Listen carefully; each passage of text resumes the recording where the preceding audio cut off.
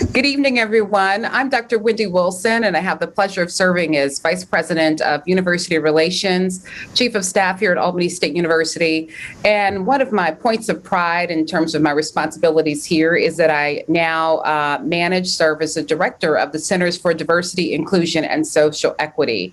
I was a brainchild of our President, Marion Ross Fedrick, in 2020, and her focus was to help our students better engage as they navigated not only COVID, but the heightened social inequity and the social injustice that we, in particular, witnessed in 2020.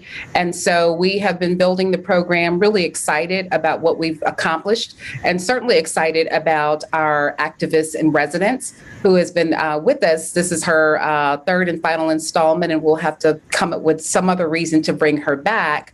But Miss Chelsea Miller has just been making phenomenal and impacting accomplishments and navigating this whole social justice space. And so I can go on bragging about her. I will not, because again, as I mentioned, I want to maximize our time.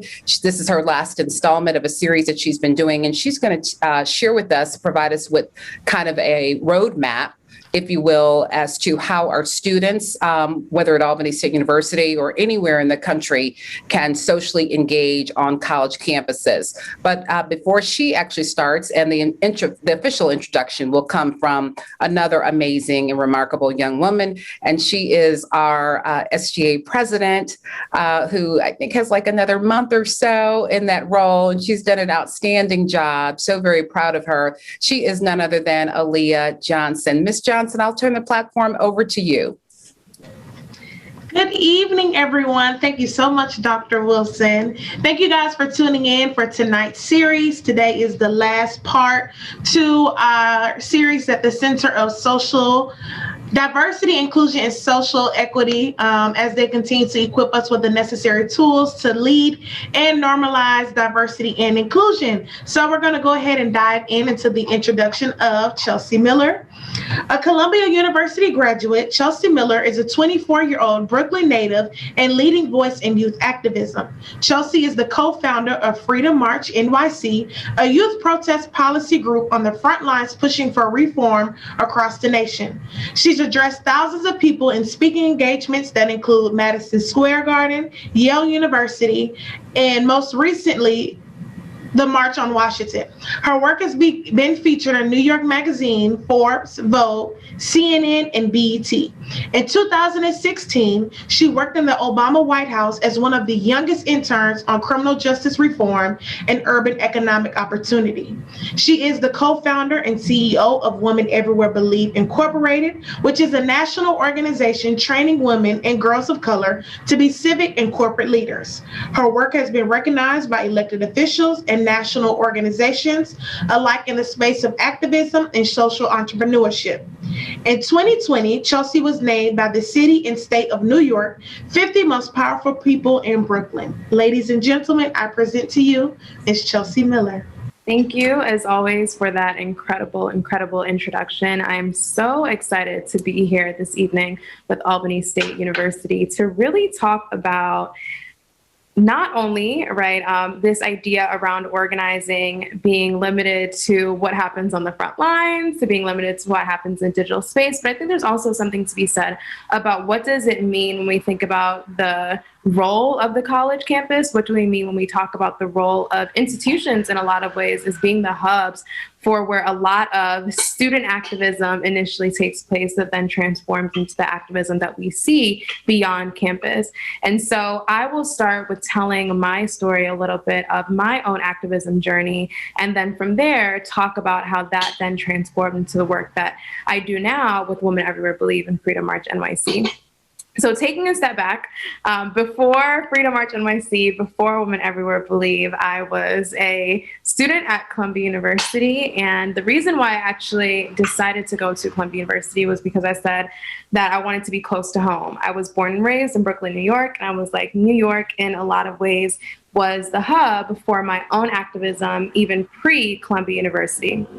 So the work that I did with women and girls in public schools in New York City, a lot of the mentorship programs, my mentors, they were all in New York. And so for me, it was important that I was still able, while being on campus, to still do that external work and kind of reach back. And so that was really important.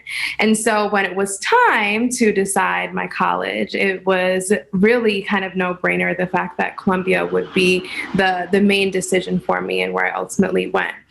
Keeping in mind that, of course, at the time, being 18 years old and having all of these really big dreams about what I wanted to accomplish at a university, I also had to keep in mind the fact, and this is something that I want to speak to, the fact that first and foremost, our identities are informed by our experiences even before we step foot on a college campus.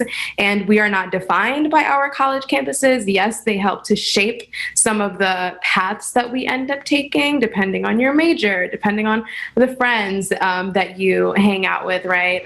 For instance, a lot of my friends were also into social impact, sustainability, political science. And so naturally I gravitated towards those folks when it came to certain work and organizing efforts that we did on campus.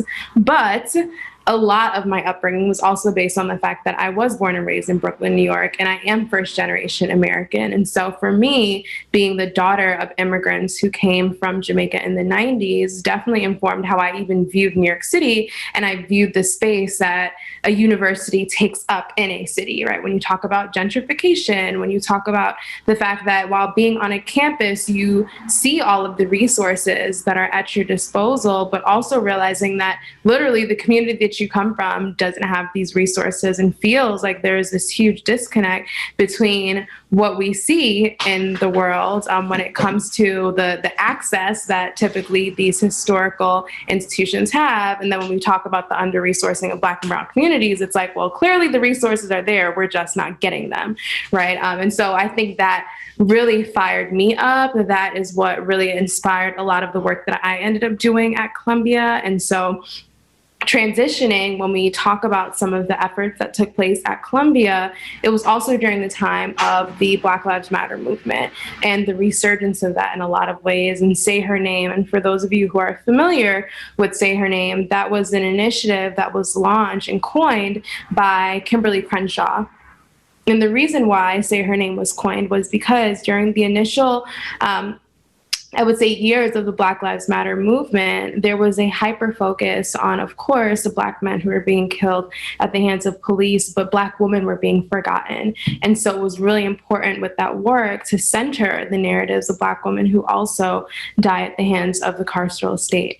And so we did that work. And so my roommate at the time, she also was actually not first generation American, because she was actually born in Ghana, but similarly, she grew up in Atlanta. She had very similar experiences that I did of, the communities that you come from and having an understanding of having immigrant parents, and then going to university and seeing like, wow, there's really this huge disconnect and disproportionate resources. And so we created from that Women Everywhere Believe, which was a national leadership pipeline that focused on training women and girls of color to be leaders. We launched it at a neighboring middle school where we did leadership workshops for young girls. And that time was really transformational, because what we saw when we worked with those young girls for 6 weeks was that there was a breakthrough that happened. And it wasn't necessarily due to us. I think it was due to them. I think it was the fact that this was one of the few times where these girls had the space and were affirmed in who they were to be vulnerable and to build community amongst each other. And I think that's also really important when we talk about what does it look like to engage on campus? What does it look like to engage in, school settings? Is that realization that we are all ultimately human. We are all going through various traumas, and we are all experiencing the world in a way that demands that we reconcile with some of these shifts that we're seeing and some of the challenges that we're seeing in the world in a way that makes sense for building community. And so when we did launch this program, what we found out was that a lot of the young girls who participated in the program actually were survivors of sexual violence.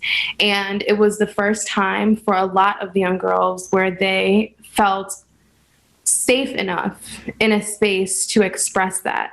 Mind you, these are elementary, middle schoolers from 5th grade to 6th grade. And I'd say we also had some 4th graders as well. So imagine a room full of 10 and 11-year-olds talking about trauma and unpacking that. And the reason why that conversation actually came about wasn't because we said, raise your hand if you are a survivor. It's because we asked them this one question: where is the first place that you learned how to love? And that completely transformed the room. Mind you, this was about the 6th week of programming, so we were nearing the end of the program, right? So we had done other activities before, had done various icebreakers, breakthroughs, etc. But that class in particular is one of the classes that will stand out to me for the rest of my life. That was a moment in community service that will stand out to me for the rest of my life in my own social impact journey, because I realized that there are so many stories that have yet to be told. And there are so many rooms where we hide our traumas, especially young Black girls, because you're told that you're supposed to be strong. You're told that you can take it all. You're told that you are supposed to be everything for everyone else except what you need for you. And that was one of the first spaces that these girls had where they felt like, I can be seen. You see me, you hear me, and I won't be judged. And I won't also be defined by my trauma, right? Because I think that across the board, there's this fear when we do the work that we do and when we are vulnerable that, will people see me differently? Will I be judged by my past? Will I be defined by my past? And so when I think about engaging on campus, and when I think about that story of that program that we launched, again, it was my suite mate and I at the time. Now she's one of my closest friends. But we came together because we're like, well, we're two young Black women who realize that we're taking up this space and we need to create a pipeline for other girls to unlock their leadership potential. But we know that that's something that takes time. We know that's something that we have to grow and develop. After we did that program in the middle school, and mind you, we were using social media, we were telling people about the programming that we were doing, other young women on their college campuses got a hold of the initiative that we had launched out of Columbia University. And we're like, how can we be a part of this? We also want to do these programs near our campuses as well. We have a middle school that's only 5 minutes away, and we feel like this sort of programming would be great to partner with a school on because we need it, right? Our girls need it. And so from there, we developed a curriculum. We started training college women on their campuses to launch these sorts of programs in partnerships with schools. And by I would say over the span of 3 to 4 years of doing the work, we had expanded to over 20 plus universities across 8 states. And last year, at the peak of the work that we were doing, had actually launched a chapter in India. So we had grown to reach India with the work. And so it was an incredible journey. Mind you, again, this is all college universities, right, that are doing this work. And at the time, we didn't have, huge funding. Columbia University wasn't funding us. Like, this was all our own willpower in a lot of ways. And the realization that we needed this work, we needed to come together and we needed to think about strategically how to do this. And through the work with We Believe, was able to work with some incredible women leaders like Tarana Burke, creator of the Me Too movement. We actually honored her the year that the Me Too movement came out. And so a bunch of different, just really critical times and moments and spaces were created out of We Believe. And so when I think about engaging on campus again, and to bring that back, for me, it's really about finding your tribe. It's about finding and building community. It is about tapping into your superpowers. And I say superpowers because I think a lot of times we underestimate the gifts that we have naturally. I think we underestimate our potential in being able to create change. And I think a lot of that comes from this idea of what does it mean to be a leader? What does it mean to take up spaces? And I think that we have to do a better job of demystifying that. I think we have to do a better job of deconstructing that. And that's why I think that it's so important that we show that there are so many different facets of leadership. A leader isn't always the person who can speak the loudest, right, and take up the most amount of space. Sometimes it's a person that is just observant at the back of a class or at the back of a room. Maybe it's the person who planned the entire event who never once got on a mic. Right? Maybe it's the person who's able to see their peers and the different strengths that everyone has and bring them together. Maybe it's the collaborator, the person who knows all of these student organizations are never going to work together because of ego. So you know what? Let me be the conduit that creates something really incredible because I have great relationships with all of these different organizations, and let's come together for a common cause. And that's the skills that I think were the most helpful for me during my college years. Those were the skills that I developed, where now as an organizer in New York City and being one of the leading voices, and I say one all the time because there's so many of us, but one of the leading youth voices of the Black Lives Matter movement, it really comes down to community. It comes down to humility. One of the things that we always say is that this work is low ego, high impact. You are not going to get anywhere in this work thinking that it's about you, because it's not.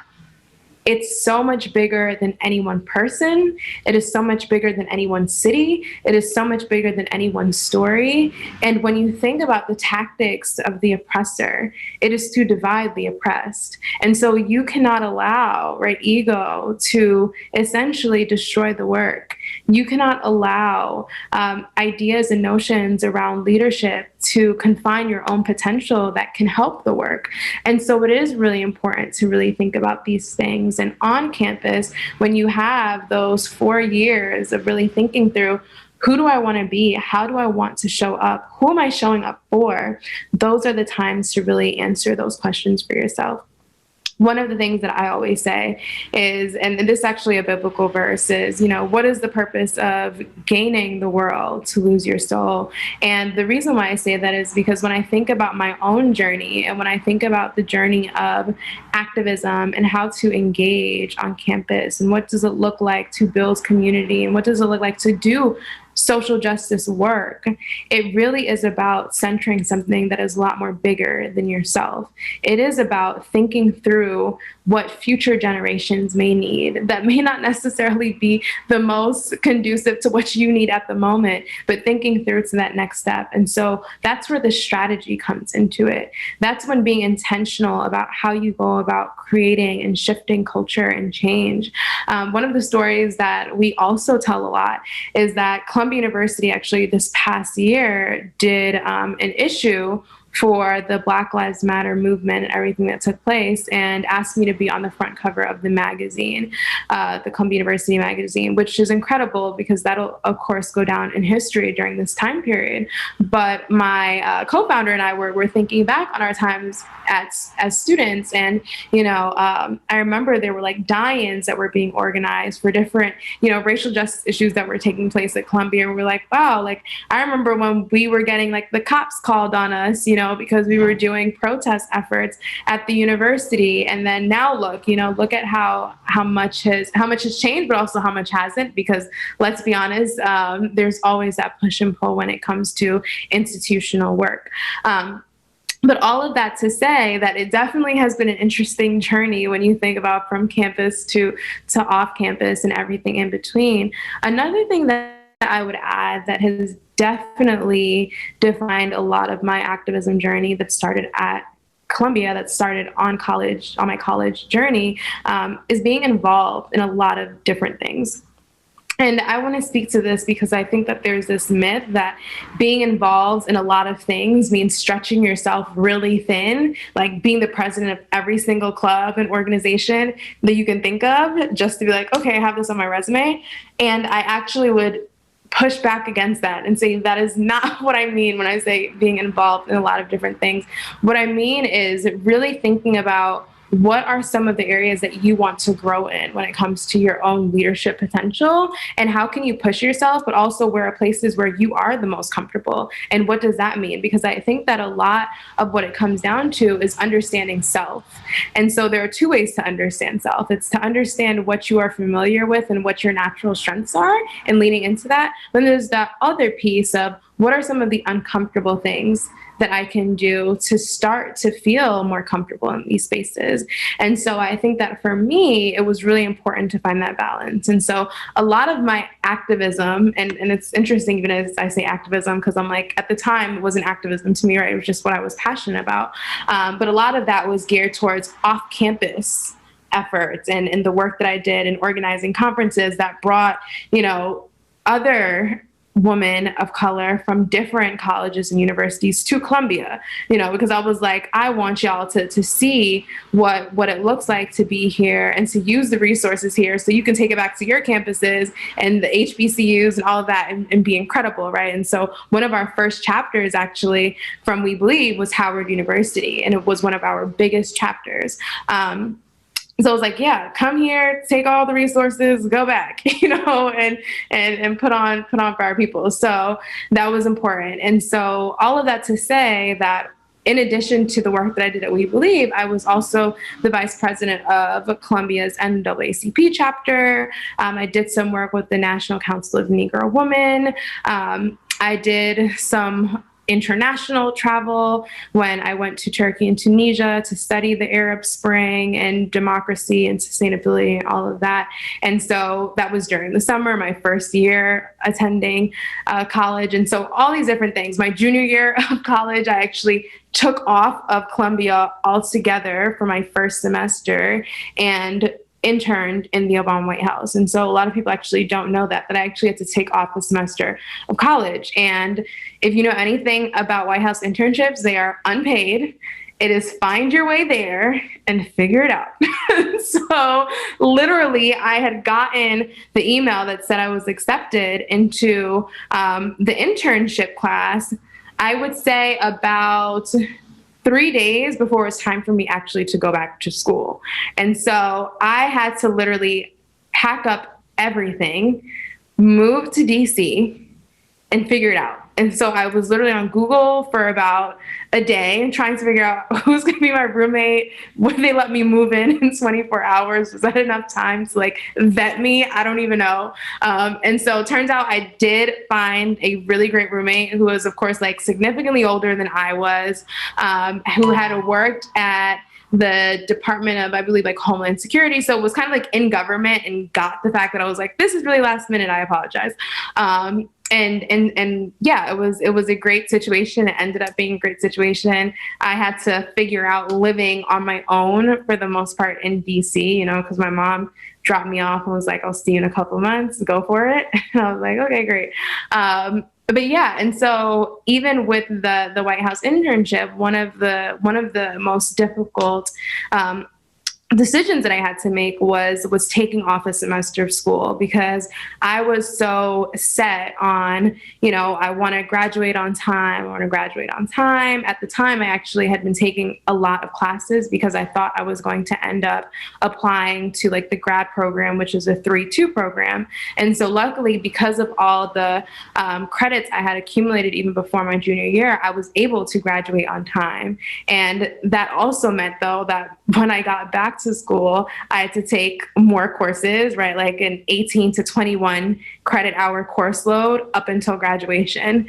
And I had to figure it out. I had to make it work, because one thing for certain, I was not going to pay Columbia another round of tuition to stay on campus for an additional semester. So it was going to happen. And so all of that to say that I think that there are always going to be times where you kind of have to make those tough decisions and think kind of strategically okay, do I want to take off of school, or do I want to pursue this really incredible opportunity and just go for it? And that was definitely a risk that I had to take, because I didn't know what that would necessarily mean fully for my academic career and what I was trying to do with that. But of course, it ended up being an incredible opportunity. And for me, the decision really came down to the fact that as someone who was studying political science, as someone who was a young Black girl who grew up in Brooklyn, New York, and I remember being in class learning about the fact that Obama had won the presidency. And I remember my social studies teacher explaining to me, like, this is a really historical moment. This is a really historical moment. And she was actually crying. And that memory will always stick with me. And so I was like, if this is the last intern class of the Obama administration, I want to be a part of it, and I want to be a part of history. And I want to see, what this history actually looks like as I embark on my own journey of what does it mean to create change in this world. And so that's how that happened. And so for all of you who are tuned in, for folks who are trying to figure out what does next look like when it comes to showing up on campus, I will say that it's always that balance. It is really important to keep in mind that, your friends and the company you keep, even from the sake of a mental health standpoint, right? Like some friendships, some relationships, because I think that even extends to family and everything else in between, and relationships with your professors and adjunct professors, right, and teaching assistants and things of that sort, can be very strenuous at times. And so really being intentional about the energy and what you surround yourself with, and being patient and practicing that self-care and prioritizing your mental health, and finding that balance between what you love to do, what you're passionate about, and what you think is going to best serve you. Another thing that I want to add through kind of the story that I told is the importance of being able to figure out your identity off of campus, even while you're on it.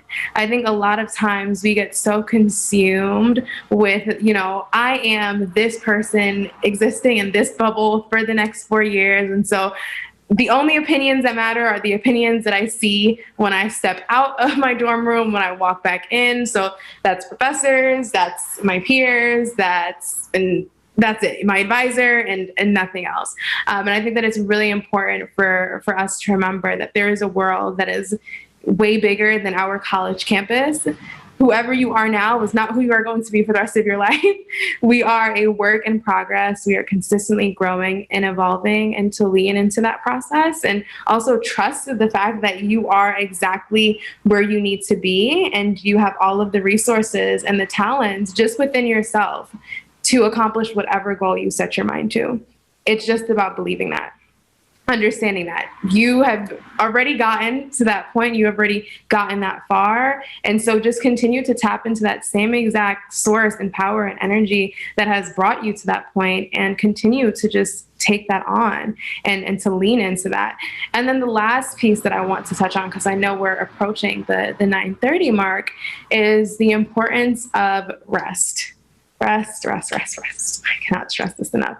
So burnout is something that we talk about a lot, but I don't want to underestimate the fact that in addition to burnout, we are now facing a global pandemic where mental health is not something to be taken lightly, where what it means to rest in a lot of ways can be seen as revolutionary, especially when we live in a society where we feel like everyone should be so, first and foremost, connected, but also accessible, right? Like, just because we are now, for the most part, virtual, that means that you should always have your phone on, your laptop on, and be easy to reach, because what else could you be doing besides nothing, and it's like, no, saying no actually is something that you should be doing. Taking the time to rest in the midst of everything else that's happening is something that you should be prioritizing, and leaning into that voice that tells you when you need to rest so you can show up for the community in the best way that you need to show up.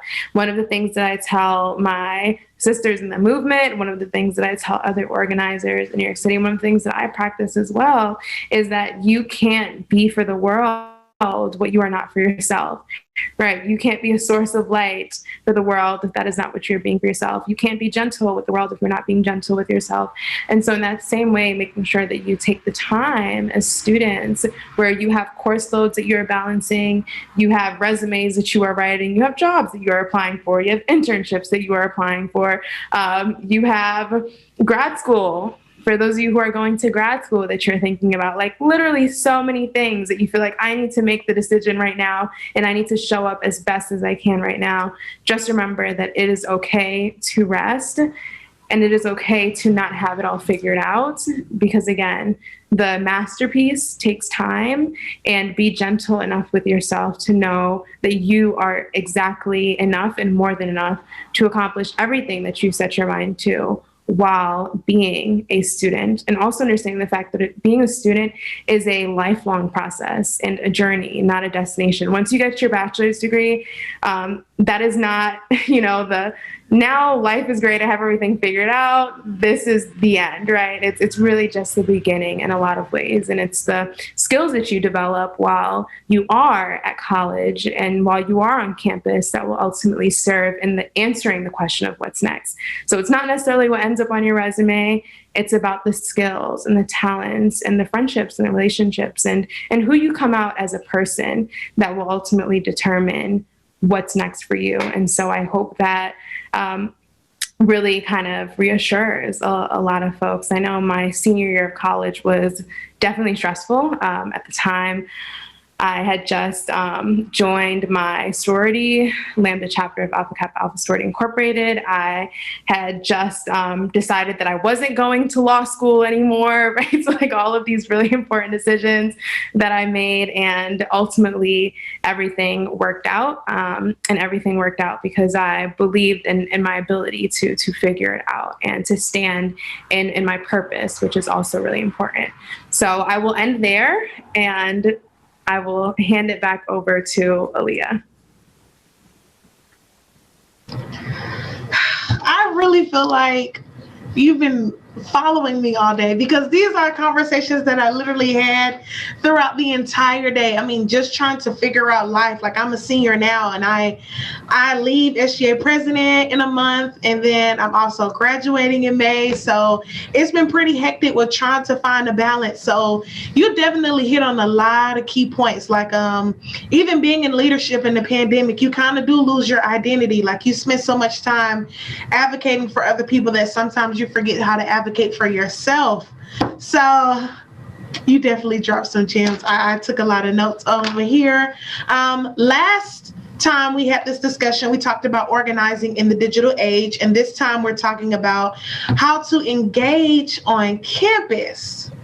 So I actually have a few questions for you. The first one is, many organizations face decision-making obstacles when defining their digital transformation strategies. Can you reflect on an obstacle you've encountered and how you overcame it? Ooh, okay. There's a lot. Where do you want me to start? Where do you want me to start? Anywhere. Okay, so obstacles, a lot. I think especially within this movement, you get tried maybe once every other day. And I think that is really because of the weight of the work.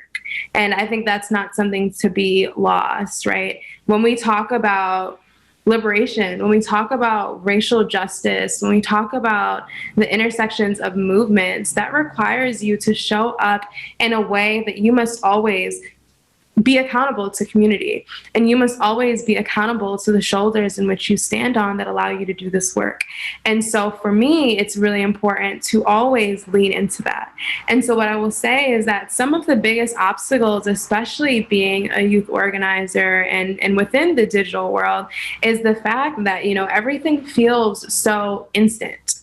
Right? There is a hashtag, and then before you know it, a story goes viral. There is a video that surfaces, and before you know it, the world is paying attention. But there is a danger in that, because what tends to happen is that we become numb to the graphics, we become numb to trauma, and we normalize it. And so it really becomes a challenge of figuring out, how do you shake a world that's already been so shaken? How do you disrupt a world that's already so disruptive? And so it's about leaning into the authenticity of your power. It is about bringing people together. It is about building community, but that is not easy, right? Because when you think about coalition building and the work of even Fred Hampton and the work that they did with the Black Panther Party, and the movie actually recently came out about the final days of his life, because we know that there's so much history to the work that Fred Hampton did. But what I will say is that that is a testament to just how difficult and how much of a challenge it is when you talk about organizing efforts, when you talk about building community, coalitions, right? There's always going to be egos. There's always going to be challenges. And so it's like, how do you lean into your core values and how do you stick to the plan? I would also say that because there's so much noise in the digital age, and this even applies for the work that you do on campus, you know, like what flyer are we going to post to make sure that everyone comes out to this event? How early in advance should we post this flyer? You know, are we going to do a video promo about this event or campaign or initiative that we're launching on campus?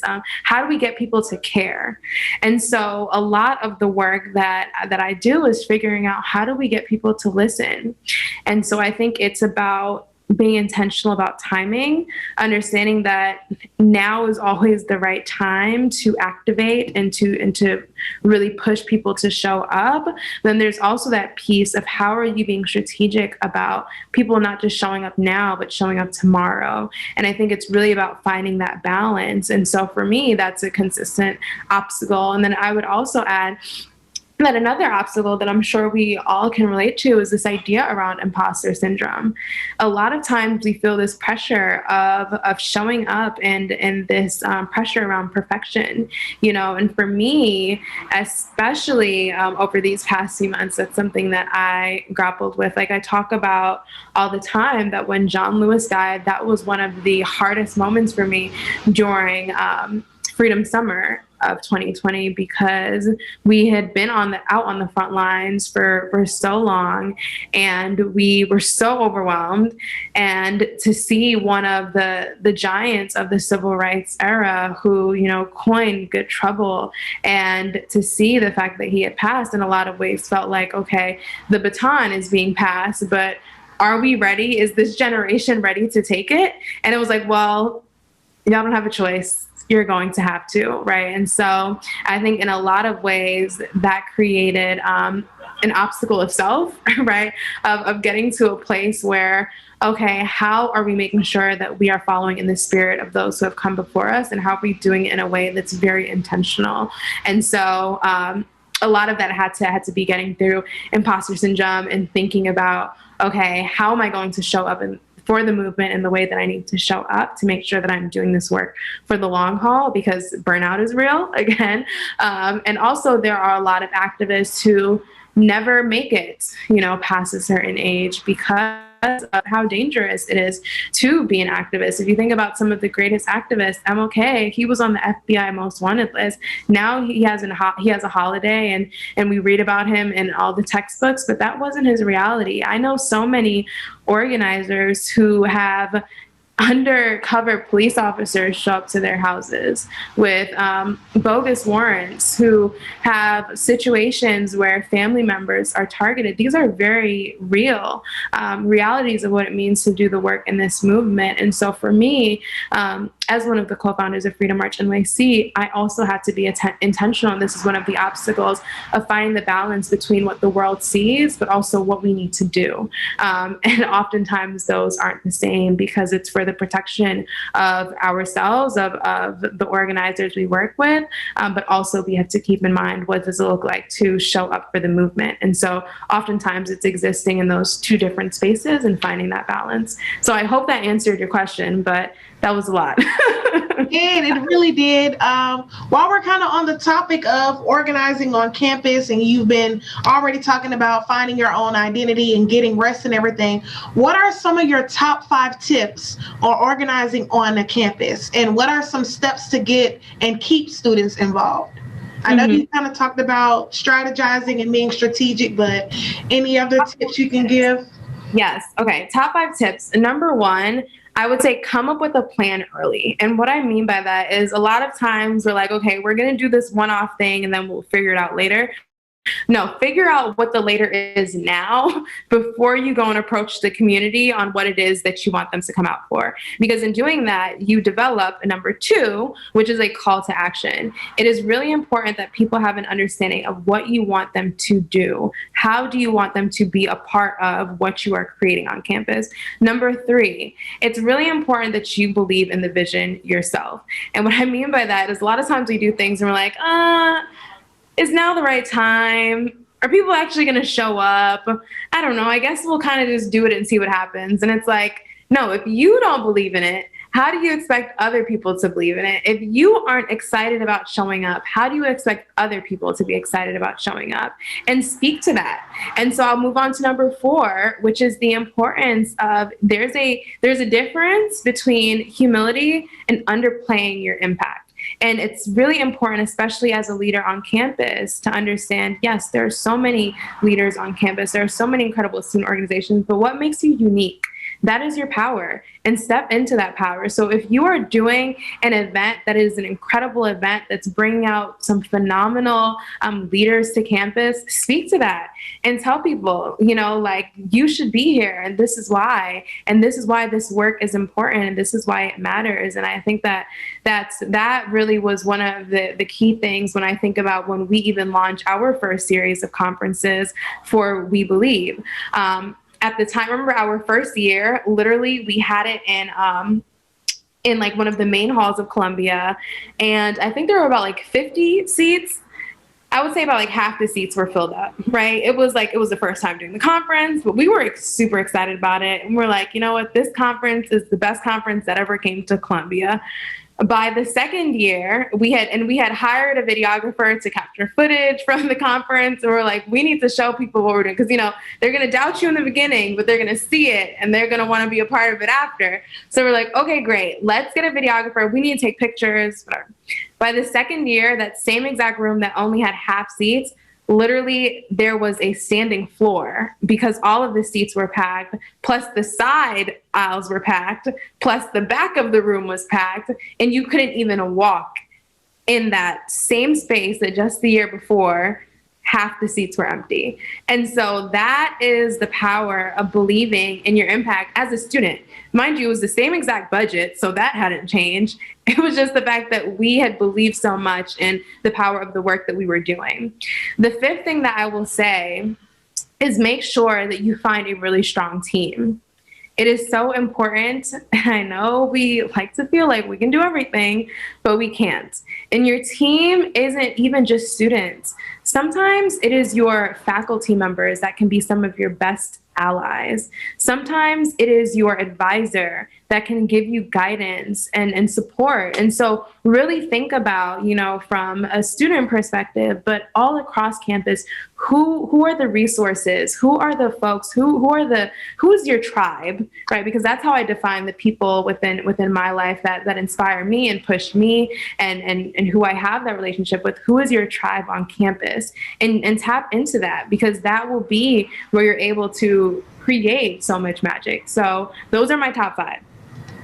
Okay, you dropped some great things talking about believing in your vision, not underplaying your impact and stepping into your power and everything. So I have a question. How do you determine your support system? I know you just dropped a very great fact talking about how it doesn't just have to be just students. I know Dr. Wilson, she's definitely one of the top resources for us here on campus in leadership, with just pouring into us and making sure that we're equipped with what we need. But how do you discern that for how you've been going in your life? Yeah, so I would say, and that's a really good question. So it has been an interesting journey. I will say that I have been fortunate enough to have some really incredible people who I have met over just the span of my journey. And I'm so grateful for that. I remember I spoke on a panel, I think it was my sophomore year of college. And that's how I ended up meeting one of my mentors. That would be my mentor throughout college, would sit on the board of directors for We Believe when we transitioned into a nonprofit. I think of even mentors that were in, let's say like I was a sophomore, they were a junior, right? So like a senior class than me, who definitely inspired and motivated me in so many different ways. Actually, my co-founder of Freedom March NYC, we met at Columbia University. Mind you, we just launched Freedom March NYC after the death of George Floyd this past year, but we've known each other for 6-7 years because of Columbia. We're both AKAs, but even before AKA, she had launched a series at Columbia called the Black Girl Magic series, because Columbia just being subpar at doing programming that was geared towards Black women during Women's History Month. She was like, you know what? I want us to have a space where we can celebrate each other. And so she created this series. I was one of the first panelists for the series, and we became friends ever since, right? And so I would say for me, a lot of the relationships that I ended up building came from me just naturally stepping into my purpose and finding people who were aligned with that. And so it was never necessarily forced. It was more so, oh, I see you doing something, and this is something that resonates with me. And so, like, let me see how we can help each other and support each other. And I think that's really important. A lot of times we think that relationships are supposed to be transactional, and I don't think that relationships are supposed to be transactional. I think that they're supposed to be naturally built on this understanding of, like, I see you and you see me, and how can we continue to make sure that we are both visible and we are both showing up in a way so that are the most authentic to ourselves. And so that's how all of my friendships have come about. That's how I built my tribe, through just being very unapologetic, being very certain of what it is that I wanted to do and stepping into that. So I hope that answered the question, but I would say literally just following my purpose and meeting people along the way who also were very aligned. Yes, it's definitely answering the questions. I hope everyone's taking notes like I have been over here. While we're talking about your beliefs, do you believe that student activism drives cultural campus change?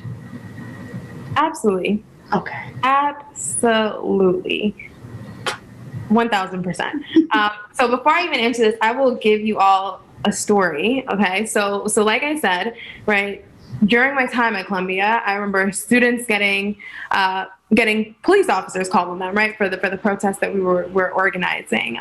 Fast forward to 3 years later, and now being on the front page of Columbia University Magazine for activism, right? Fast forward to now 2021, and one of the things that we're working with Columbia University on is actually the development of some type of program around having essentially a center developed within the university that focuses on activism and really thinking about resources that we can give to students and programming that can be built out of that. All of that came from not only the fact that, of course, we were alumni of the university, but also the pressure that was placed on the university by the students, current students, who said, you know what, in this moment, you have to show up better, and you're not showing up enough. And so that pushes and creates change. Even when you think about curriculums that are developed, when you think about policies, oftentimes very outdated policies that are in place, it is student activism that ultimately really pushes for universities to show up and do better. And it's not something, though, that happens overnight by any stretch of the imagination, as much as I wish that it did and as much as it really should. I think that the truth is that student activism in a lot of ways is kind of the center of change, and not just even for universities, but for the world. Because I think that what ends up happening is that a lot of what you learn through your activism, whether it be on campus, off campus, whatever the work that you do during your time at a university, because of the very specific and unique place that you are in your life, I think ultimately propels whatever comes next. And so for me, I think that absolutely it changes university culture. I think that student activism has the potential to really push conversations forward and really think about policy change after that.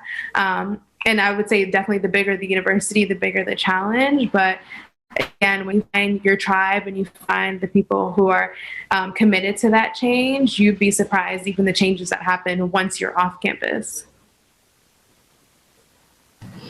Thank you for that. It's like everything tied in all together with your whole presentation. And I love that you even hit it on finding rest within trying to advocate and being an activist out there. So I just want to say thank you so much. I have no further questions on my end, but it's been a pleasure talking to you, especially throughout this whole series. You've definitely instilled a lot of wisdom within me. So I just want to thank you for all of the work that you've been doing. It's definitely not gone unnoticed. And thank you for being an incredible host. Yeah. Thank you. Thank you both. And I'm glad we have a few minutes and it's perfect. I wanted just to say a few things. And I agree with Aaliyah wholeheartedly. I was just struck by a lot of your comments because she and I were having some earlier conversations. And so the theme, I was like, this is certainly divine that you said that. And one of the things that I was impressed, I heard you say, your tribe, I've used that reference to, or that term too. I also refer to my group as my board of directors or my wise council. And some of those individuals will be interchangeable, but I think it's important to have them in your life, particularly in the work that you were doing, because a lot of people think it's something that you can turn off and pick it back up. And I'm sure this is a 24 hours, 7-day-a-week thing. So you need those people in your life that will say, Aaliyah, have you had water today? Chelsea, have you taken a moment to just breathe and get some sunlight today? That's important because of the work that you're doing. And then trying to make a difference, because ultimately what you do on the college campus or whatever that space is permeates or affects the rest of the world. So that's important. I'm so glad that you shared that. The other part of it is, and I'm so proud that you all as young women are understanding this, and I share this with Aaliyah also, the importance of saying no. It is a complete sentence. And because people identify a certain skill set or expertise or a passion that you have, if you're not careful, they'll constantly come to you to serve in that purpose. And so, again, finding those like-minded people that we have to share in this work. It is not just one person. Thank you for the piece about don't step into this space with ego, because it is about the cause at the end of the day. And what really just rang home to me is, again, the value and the importance of rest. I was reminded, I don't know if you all have had the opportunity to see it yet, but the United States versus Billie Holiday. And so, yeah, it's an amazing story. But one of the things that I walked away with, and you kind of alluded to this when you gave the example of Dr. King, and I remember reading about Dr. King, and I'll get back to Billie Holiday, about the toll that it took on him. He died at a very young age, of course, lived many lifetimes in that short period of time that he walked the earth. But when they did the autopsy and they discovered that his heart was that of an 80-year-old man or older. And so the physical toll that it takes on you.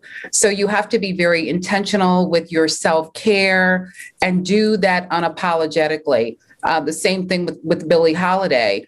And so just a toll that racism takes on you, being unable to have a voice, to speak your truth, to be celebrated as a Black woman, a Black man, Latinx, whatever that person of color may be in this society that tries to, in many instances, dehumanize that, minimize that, and as Ralph Ellison said, just walk around as the invisible man. So we have all of those dynamics at play, and they do take a emotional and physical toll. And so you have to be mindful that, again, stepping away, that you cannot do it all as you march on with your cause. So you hit on so many important points, and I'm just glad that you are working on that. And we'll have to do a whole nother conversation, have you back for that in terms of the imposter syndrome, because it'll creep in your ear. And so you don't have to be stellar at that moment, exceptional at that moment. You are all those things if you just step into that space and work to try to achieve the goal that is before you. Yeah. So I'm elated that this series was so successful. Chelsea, I don't know, Leah, if was shared with you, has agreed to come back next week. And so she's going to participate in our conversation about the book Cast. We're doing a common read on campus. And so hopefully our viewers can join us on that conversation. And then we're, again, having another conversation, I think, tomorrow to discuss how Chelsea can continue to have an impact and engage with the students on campus.